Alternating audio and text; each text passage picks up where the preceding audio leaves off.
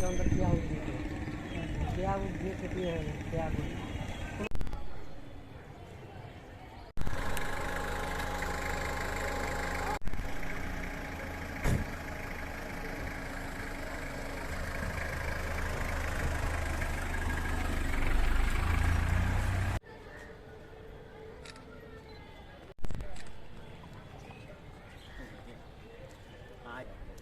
आ जाओ सर भाई।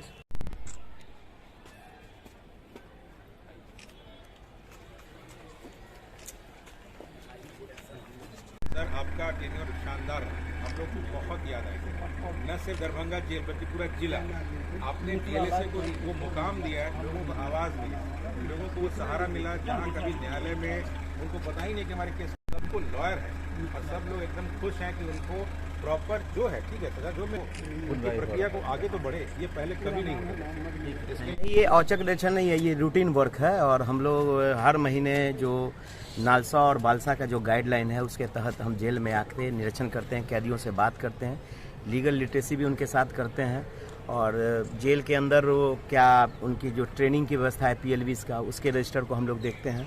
उसके अलावा जेल का जो वातावरण है उसका भी हम लोग अवलोकन करते हैं। जैसे कि हर कैदी को जब तक उसको सज़ा नहीं मिलती वो अंडर ट्रायल प्रिजनर होता है, तो अंडर ट्रायल प्रिजनर में बहुत सारे ऐसे लोग होते हैं जिनको लीगल असिस्टेंस की ज़रूरत होती है, उनके पास पैसे नहीं हैं, गरीब हैं, तो उनका हम लोग चयन करते हैं और चयन करने के बाद उनको हर तरह का कानूनी मदद देते हैं फ्री ऑफ कॉस्ट, जिससे कि वो अपनी बातों को कोर्ट में रख सके। क्योंकि बहुत सारे कैदी यहाँ है वो जानते हैं कि हम बात रखते हैं जज साहब के पास तो मेरा कुछ ना कुछ फैसला होता है, या मेरे पक्ष में हो या मेरे अगेंस्ट में हो, एक संतुष्टि उनके अंदर आ जाती है।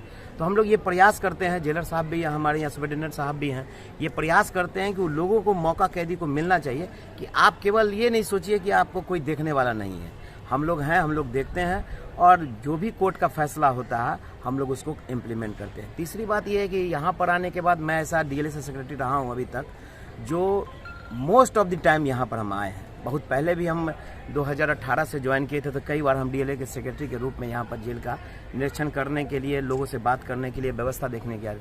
तो इन दिनों में हम लगातार ये ऑब्जर्व कर रहे हैं कि जेल की व्यवस्था काफ़ी सुधरी है, यहाँ पर साफ़ सफाई, और जब भी हम विजिट करते हैं तो कुछ ना कुछ यहाँ परिवर्तन हम देखने को मिलता है। जैसे अभी हाल फिलहाल में जैसे कि डॉक्टर की बात थी, तो अभी सुपरिटेंडेंट साहब कह रहे थे कि सर उसमें हम लोग 3-2 एक्स्ट्रा डॉक्टर की भी व्यवस्था यहाँ हो गई है।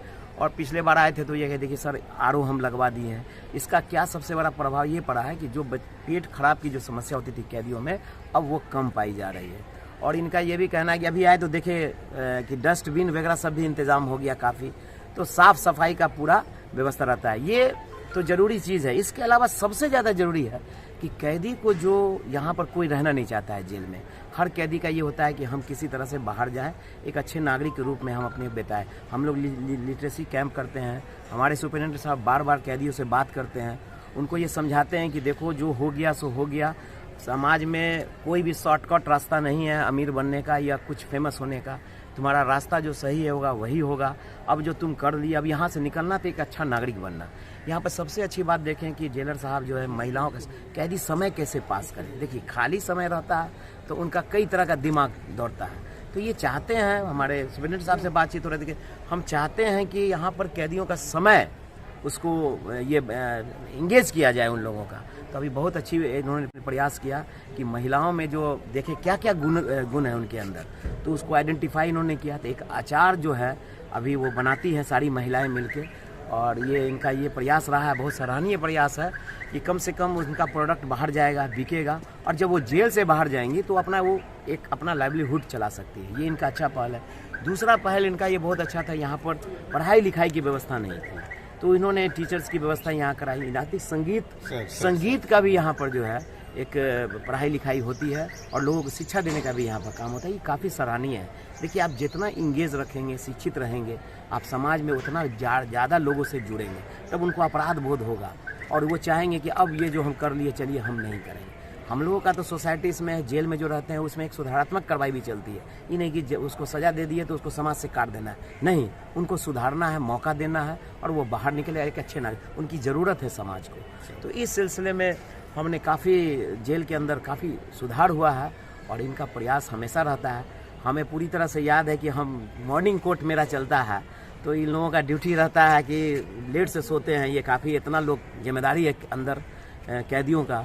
तो हम जब भी इनको ये कहते हैं कि कहाँ हैं, तो तुरंत नींद में ही उठकर जो है कि हाँ सर बोला जाए, जय हिंद सर बोला जाए। ये काफ़ी हमको याद आता है इनकी आवाज़, जय हिंद बोला जाए सर, क्या करना है इसमें, टिप भी ये रहते हैं।